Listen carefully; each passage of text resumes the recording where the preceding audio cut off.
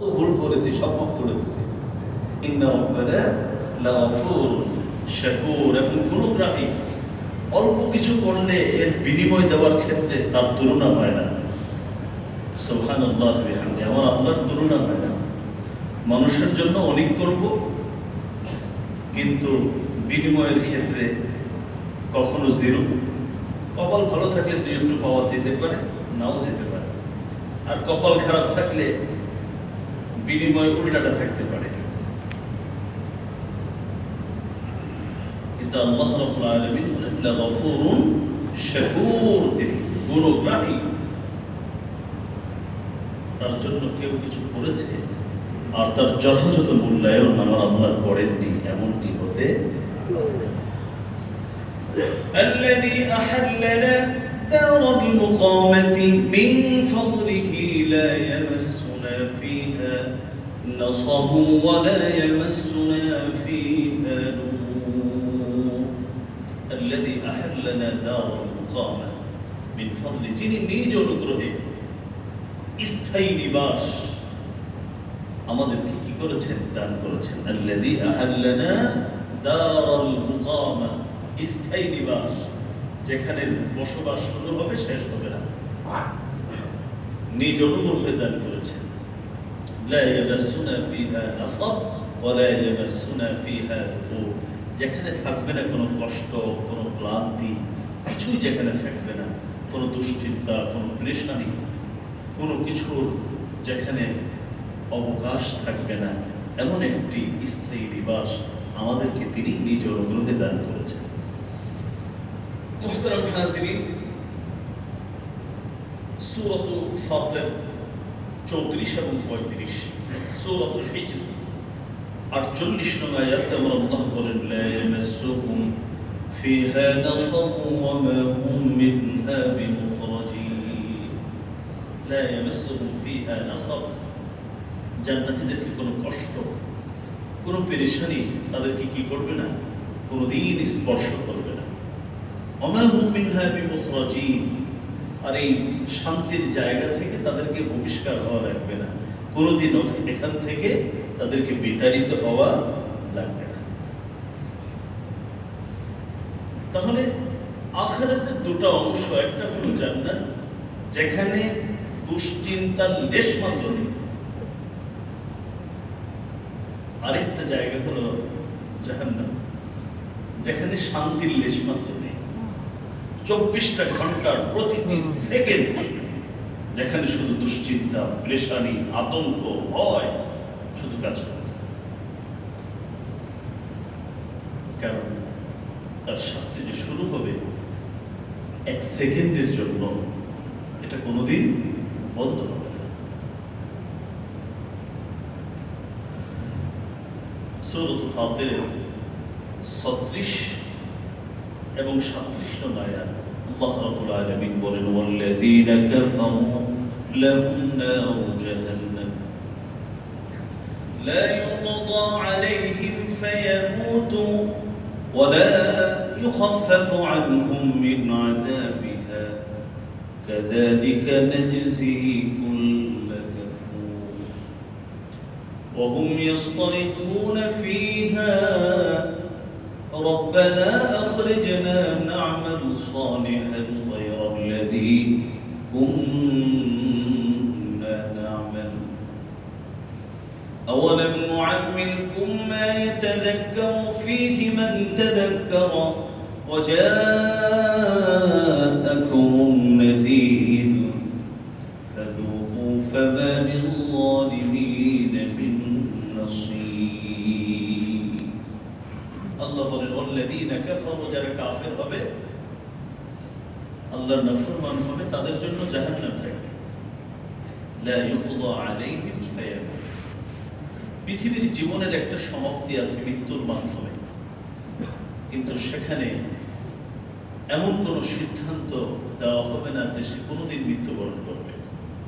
অর্থাৎ যাবজ্জীবন, এই যে বিভিন্ন সাজা যে হয়, এটা 40, 50, 60 বছরের না, এটা অনন্ত অসীমকাল। পৃথিবীর এমন বহু আসামি আছে, তাকে আজকে শাস্তি দেওয়া হয়েছে, 1 সপ্তাহের মধ্যে মারা গেছে। শাস্তি ভোগ করার আগে নেই, আছে না এরকম? আমার আল্লাহ বলেন লা ইউকদা আলাইহিম ফায়ামুতু ওয়া লা ইউখাফফাফু আনহুম মিন আযাবিহা। এমন কোন সিদ্ধান্ত সেখানে আসবে না যে সে মৃত্যুবরণ করবে, অর্থাৎ মৃত্যুবরণ সে করবে না। ওয়া লা ইউখাফফাফু আনহুম মিন আযাবিহা, আর তার শাস্তি যেটা তার জন্য বরাদ্দ ছিল এর বিন্দু মাত্র তার থেকে শাস্তি কমানো হবে না। তো যার এক সেকেন্ডের জন্য শাস্তি বন্ধ হবে না, ও শান্তিতে থাকতে পারবে, ওর কপালে শান্তি নেই। كذلك نجزي كل كفور وهم يصطرخون فيها ربنا أخرجنا نعمل صالحا غير الذي كنا نعمل। আল্লাহ বলেন যারা এরকম প্রত্যেক অকৃতজ্ঞ নাফরমানকে আমি এভাবেই শাস্তি প্রদান করব, তারা সেখানে চিৎকার করবে, একটু একটু শান্তির জন্য হাহাকার করবে তারা, আর বলবে আল্লাহ একবারের জন্য একটু ফিরাই দেন, আর আগের মতো উল্টা পাল্টা করবো না, সব এবার সোজা হয়ে একেবারে সোজা হয়ে আসবে। আল্লাহ রাব্বুল আলামিন সেদিন ধমক দিয়ে বলবেন,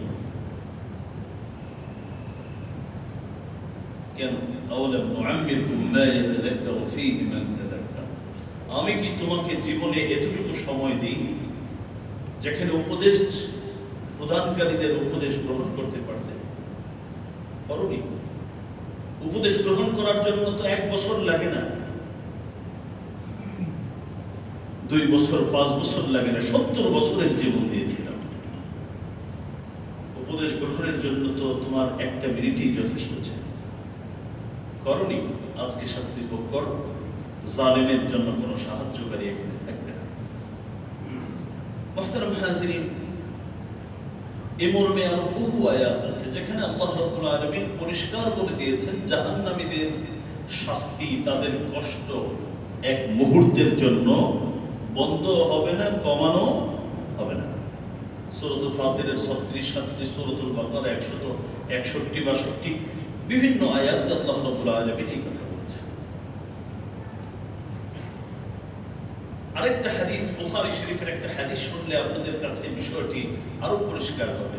হাদিসের বর্ণনাকারী হযরত আবু হুরায়রা রাদিয়াল্লাহু তাআলা, তিনি বলেন আল্লাহর রাসূল ইরশাদ করেছেন, এমন কোন জান্নাতি জান্নাতে যাবে না যে জান্নাতে যাওয়ার আগে এমন কোন জান্নাতি থাকবে না যাকে আমার আল্লাহ জান্নাতে প্রবেশ করানোর আগে যদি সে উল্টাপাল্টা করত তাহলে তার পরিণামে জাহান্নামের যেই তার জন্য যেটা বরাদ্দ ছিল, যে সিট বরাদ্দ ছিল বা বাসস্থান বরাদ্দ ছিল, এটা তাকে দেখানো হবে। অর্থাৎ প্রত্যেক জান্নাতীকে বলবেন তুমি জান্নাতে পড়ে যাও, তুমি ভালো কাজ করার কারণে আজকে তো জান্নাতে যাচ্ছ, তুমি যদি মন্দ কাজ করতে তাহলে তুমি জাহান্নামের কোথায় থাকতে, দেখো এই ছিল তোমার জন্য বরাদ্দ। যখন এটা দেখবে তখন তার শুকরিয়ার পরিমাণ আরো বেড়ে যাবে, আল্লাহর কাছে শুধু শুকরিয়া দিতে হবে, আল্লাহ তুমি আমাকে কোত্থেকে বাঁচানা। ঠিক তদ্রূপ ভাবে নবীজি বলেন এমন কোন জাহান্নামীও নেই যে জাহান্নামী জাহান্নামে ঢোকার আগে, প্রবেশের আগে ভালো কাজ করলে জান্নাতে তার জন্য যে বাসস্থান ছিল সেটাকে আমার আল্লাহ তাকে দেখাবে। কেন? যেন ওর 24টা ঘন্টা গেলে আফসোস আর দুঃখ দুর্দশায় কাটে। হ্যাঁ রে, কি হারাইলাম। মানুষ কিছু হারাইলে কি করে? 40 বছর আগে হারাইছে, বাপে হারাইছে, দাদা হারাইছে, এটা নিয়েও আমরা কি করি?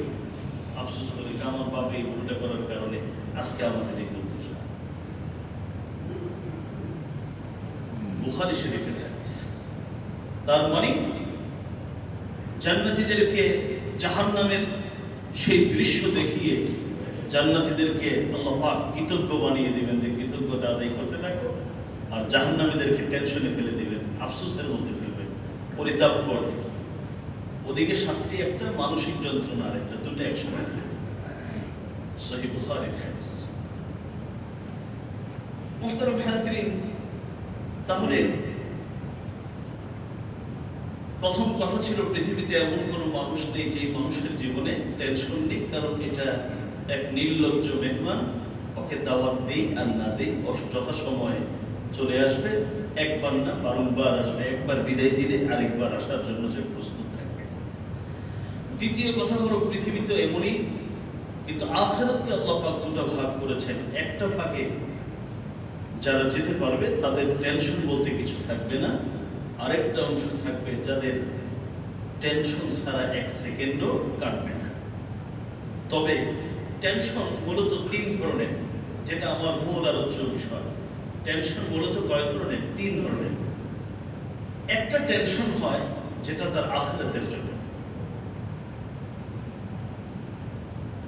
মানুষ টেনশন করে তিন কারণে, একটা মৌলিকভাবে তিন কারণে। একটা হচ্ছে আখিরাত কেন্দ্রিক টেনশন, আর দুইটা হলো দুনিয়া কেন্দ্রিক টেনশন। আমরা একটা একটা করে আসবো। আখিরাত কেন্দ্রিক টেনশন কি? যে আমাকে আমার রব এখানে পাঠালেন, একটা নির্দিষ্ট সময় পরে তো আমাকে যেতেই হবে। আমার কবর কেমন হবে, আমার হাসর কেমন হবে, আমি কিভাবে জবাব দেব? সবকিছুর পরে আমার এই সন্তান, পরিবার, এই স্বজন, এই প্রতিষ্ঠান, এই বাড়ি গাড়ি, আমার এই যশ খ্যাতি, পদপদবী ইত্যাদি ছেড়ে, এই মুসল্লা ছেড়ে আমাকে একদিন যেতে হবে। একদিন আমাকে কেউ খতিব বলবে না, একদিন আমাকে লাশ বলবে। এই লাশটাই যার কোনো অস্তিত্ব নেই। আমরা প্রত্যেকেই একদম সেই পথের যাব। এগুলো নিয়ে টেনশন করে কিছু মানুষ।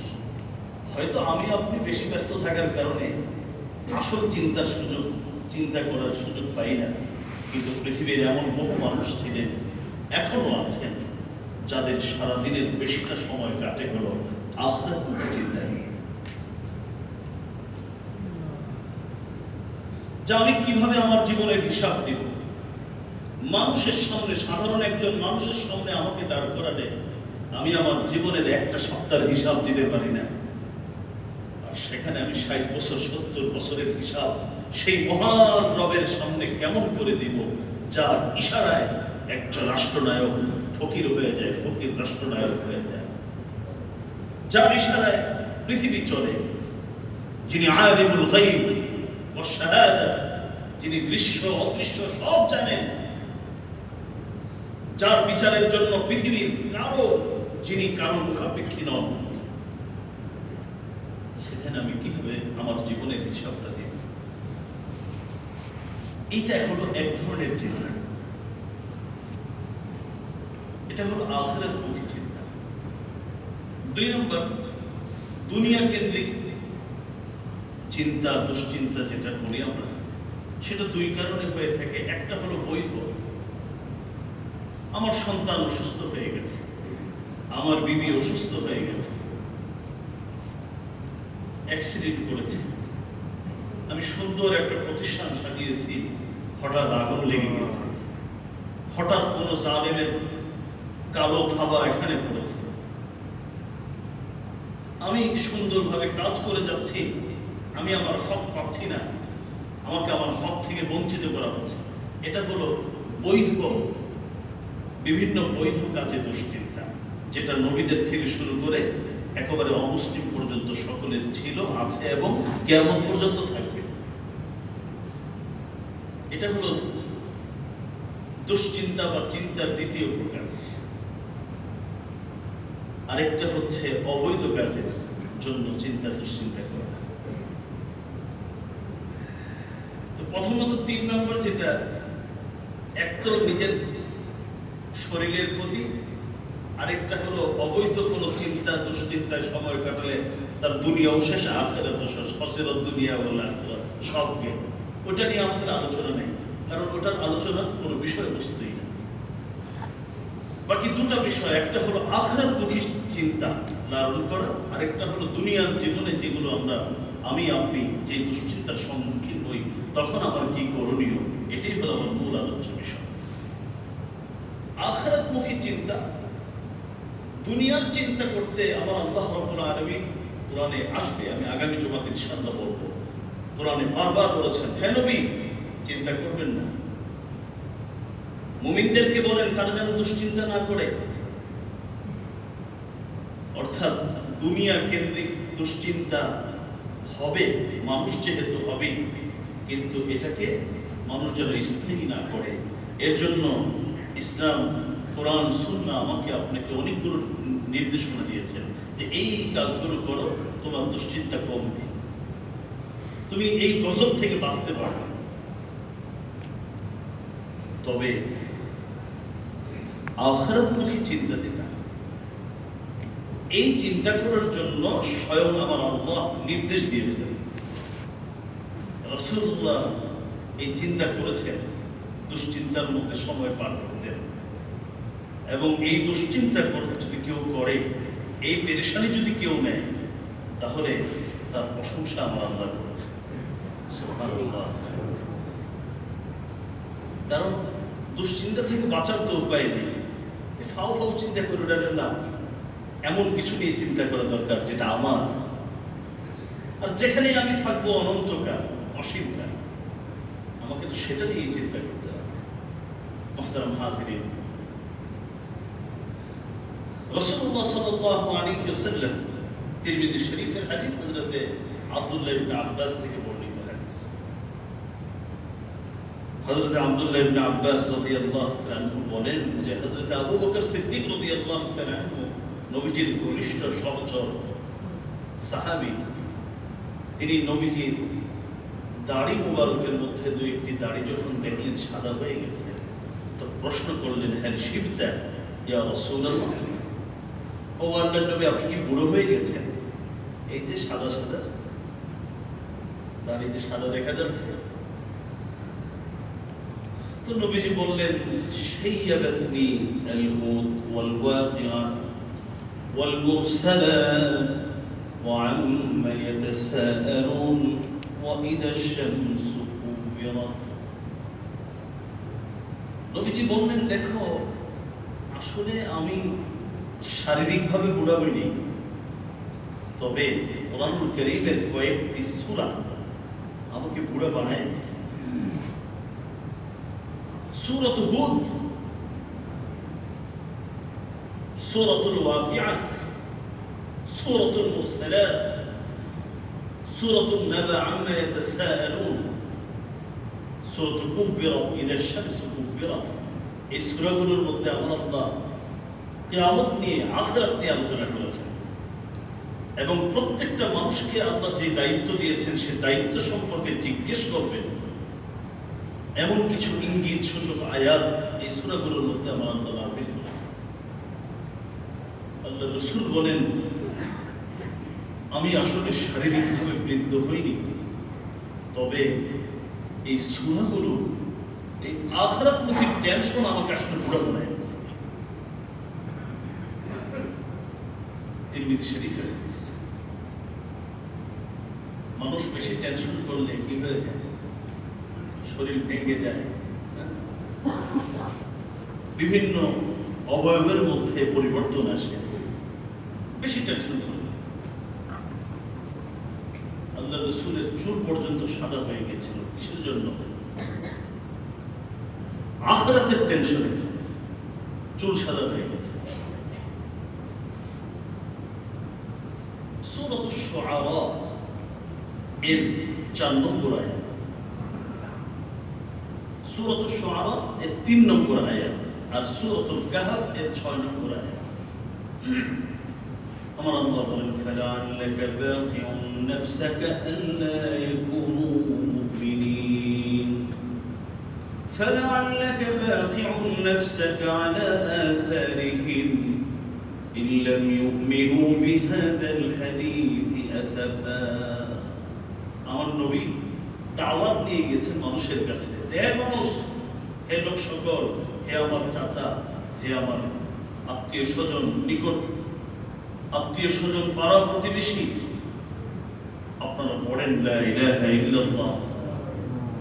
ওরা বলে না আমরা পড়বো না, বারবার যখন দাওয়াত দেন বারবার প্রত্যাখ্যান করেন। নবীজি কোনো তাফসীরে তো এসেছে যে নবীজি কখনো পাহাড়ের উপর চলে যেতেন। কেন? দুঃখে কষ্টে, যে প্রয়োজনে আমি আমাকে শেষ করে দিব, এই জীবন দিয়ে কি লাভ, যে আমার চোখের সামনে আমার এই কাছের মানুষগুলো জাহান্নামে চলে যাচ্ছে, আমি ওদেরকে একটু বুঝিয়ে শুনিয়ে হেদায়েতের পথে আনতে পারছি না। বিশেষ করে আল্লামা সুয়ুতির লুবাব আন-নুকুল কিতাবের মধ্যে এসেছে যে কাফিরদের একটা বড় অংশ নেতৃস্থানীয় লোকজন, উতবা, শাইবা, আবু জাহল, নজর ইবনুল হারিস, উমাইয়া, আস ইবনে ওয়াইল, আসওয়াদ, এরকম কয়েকজনকে একদিন খুব সুন্দর করে বোঝালেন। ওরা কেউই তো গ্রহণ করলো না দাওয়াত, উল্টো নবীজির সাথে খারাপ আচরণ করলো। নবীজি বড় পেরেশান, কি করবেন এদেরকে নিয়ে, নাকি আমি আমার জীবনকে শেষ করে দেব।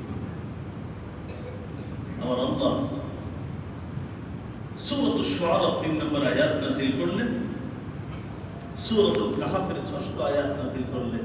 আল্লাহ কি বলে শুনেন, ফালাআল্লাকা বাখিউন নাফসাকা আলা আথারিহিম ইল্লাম ইউমিনু বিহাযাল হাদীসি আসাফা। ওগো নবী, আমার এই কথাগুলোর উপর, আমার এই কোরআনের উপর তারা ঈমান আনছে না, এই মর্মে আফসোস করতে করতে, পেরেশানি করতে করতে আপনি আপনাকে বিনাশ করে ফেলবেন না। সম্ভবত আপনি বিনাশ করার পথে নিজেকে ধ্বংস করে ফেলবেন এমনটি মনে হচ্ছে না, এই কাজ আপনি করবেন। নবীজি তাহলে এক হাদিসে বলা হলো আপনি বুড়া হয়ে গেছেন। নবীজি বুঝাই দিলেন আমি শারীরিকভাবে বুড়া হইনি, কিন্তু আমার আখিরাতের টেনশন আমাকে বুড়ো বানিয়ে দিয়েছে। আর পরের আয়াত দুটো সূরাত কাহফের ৬ষ্ঠ আয়াত এবং সূরাত শুআরা ৩ নম্বর আয়াত, ফালাআল্লাকা বাখিউন নাফসাক আল্লা ইয়াকুনু মুমিনিন। হে নবী, আপনি তারা ঈমান আনছে না কেন, এই জন্য আপনি আপনাকে শেষ করে দিচ্ছেন না। এই কাজ আপনার দায়িত্ব হলো ইন্নামা আনতা মুযাক্কির, আপনি এদেরকে বুঝাবেন। লাস্তা আলাইহিম বিমুসাইতির, আপনি তাদের দারোগা, আপনি তাদের কেয়ারটেকার, আপনাদেরকে শুধু বুঝান। মুহতারাম হাজিরিন, তাহলে নবীজি টেনশন করতেন, কোন টেনশন? আখিরাতের টেনশন করতেন। উহুদ যুদ্ধের দিন আপনারা বুখারী শরীফ ৩য় খণ্ড যারা পড়ার সুযোগ পেয়েছেন অথবা অনেক আলেমদের কাছ থেকে শুনেছেন, প্রায় ৭০ ঊর্ধ্ব সাহাবী সেদিন শাহাদত বরণ করেছিলেন। নবীজি নিজেও সাংঘাতিক রকমের ইনজুর্ড হয়েছিলেন। তিনি রাসূলুল্লাহ সাল্লাল্লাহু আলাইহি ওয়াসাল্লামের মনে বড় ব্যথা। হযরত আয়েশা সিদ্দিকা বুখারী মুসলিমের হাদিসের মধ্যে এসেছে, ওগো নবীজি, আপনি জীবনে তো অনেক পেরেশানি